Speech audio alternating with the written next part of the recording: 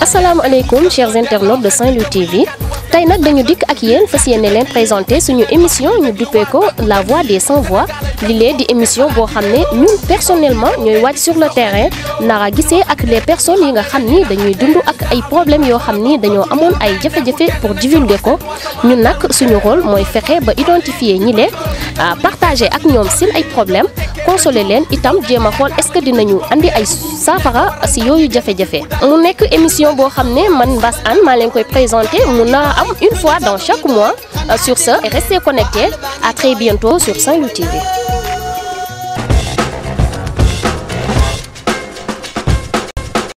Bonjour, chers abonnés de Saint-Louis TV, chers internautes. Dans le but de vous servir davantage et de vous faire vivre l'actualité du Sénégal, particulièrement celle de Saint-Louis, votre chaîne favorite, Saint-Louis TV, vous propose une nouvelle émission intitulée Cas par Cas. Cette émission s'intitule dans un contexte ambigu a priori, puisqu'elle va s'intéresser à tous les aspects de la région de Saint-Louis. Nous allons y parler de l'économie, de la politique, de l'avenir de Saint-Louis, de la jeunesse, etc. Pour juste vous montrer que nous allons toucher tous les aspects de Saint-Louis du Sénégal. Sur ce, attachez votre ceinture, car nous allons décoller, pénétrer dans les nuages de l'information et atterrir sur le tarmac de la vérité. Portez-vous bien, chers abonnés. Sur ce, moi Serigne Birahim Diagne, je vous donne rendez-vous 2 fois dans le mois sur Saint-Louis TV.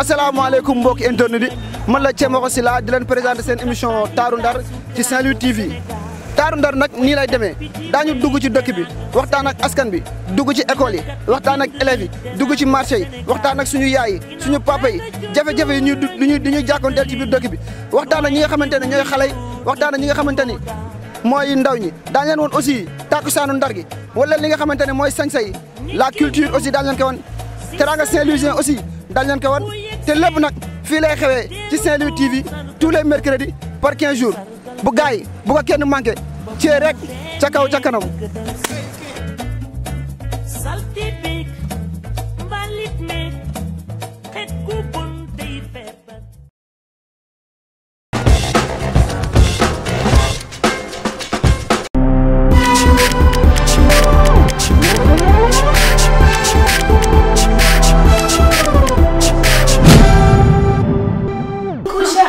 De Saint-Louis TV. Je me nomme Chana. Vous êtes un adepte de la mode et vous en avez fait un métier ou juste une passion? L'émission Fashion Victim est faite pour vous. Bah oui, c'est une émission au cours de laquelle on aura à parler que de mode. Tout ce qui est fashion, glam, bref, la mode dans sa globalité.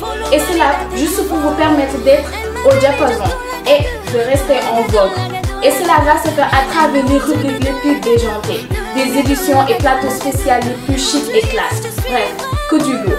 Mais Fashion Victim yamul ci loolu de car am na rubrique bu ñuy woowee bon plan te loolu yow mi am sa produit wala am say exposition bëgg ko fësal yow yaa ko tax a jóg bu boobaa n'hésite surtout pas à appeler notre service commercial au 77 627 51 20. bu boobaa man ak sama team dinañu la fekk si ñëw jaayale la sa produit fësal la ko fépp si àddina bi à travers Saint-Louis TV. Alors on se donne rendez-vous chaque mercredi sur 2 sur Saint-Louis TV et n'oubliez surtout pas que c'est le choix idéal.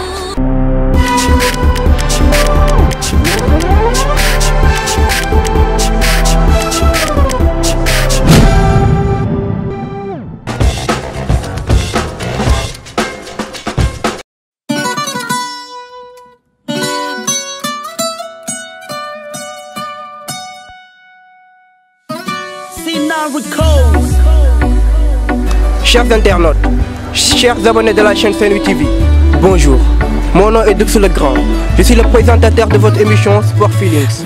Comme vous le savez, à l'heure actuelle, le sport occupe une place importante dans notre société. Par les journaux, les magazines, la télévision, nul ne peut échapper aux informations sportives.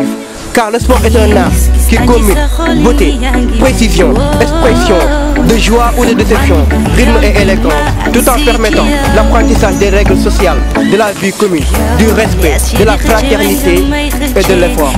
Sachant que Saint-Louis est une ville sportive, on s'intéressera et on valorisera tous les sports pratiqués ici au sein de cette belle ville. À travers ceci, la meilleure chaîne du web, Saint-Louis TV, éprouve le plus grand plaisir de vous proposer une émission entièrement fondée sur le sport qui s'appelle Sport Feelings. Cette dernière qui vous sera diffusée chaque 15 jours ou plus précisément chaque dimanche sur 2 traitera dans chaque émission une discipline sportive avec des érudits du domaine. So, je vous donne rendez-vous très bientôt pour votre premier numéro.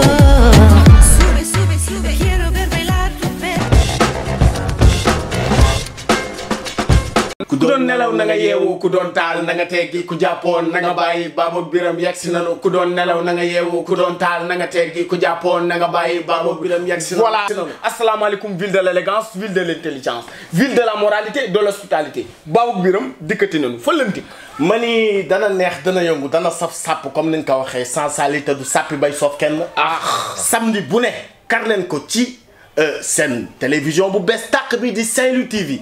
mani di ngeen reetaan ba seen bëñ yi ñàkk. te kenn di loon cokotaan.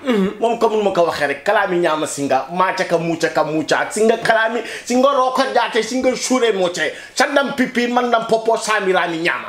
nit ñi jam nee na jam àll bayti jam cellal yow baleel yow yaa jam sali reede xam nga fooy sali reede yow xale technologie toogal ci net bi économiser sa passe ak émission bi nga xamante ni moom la ñëpp di xaar muy spécial tey mu neex andi ceeg ñaari artistes comédiens yi muy Babou ak Biram promouvoir la culture de notre terroir. dana neex dana yëngu dana saf sàpp sans sali du nu sàppi bay soof kenn jeex na tiliti oh tiliti oh tiliti oh tiliti oh oh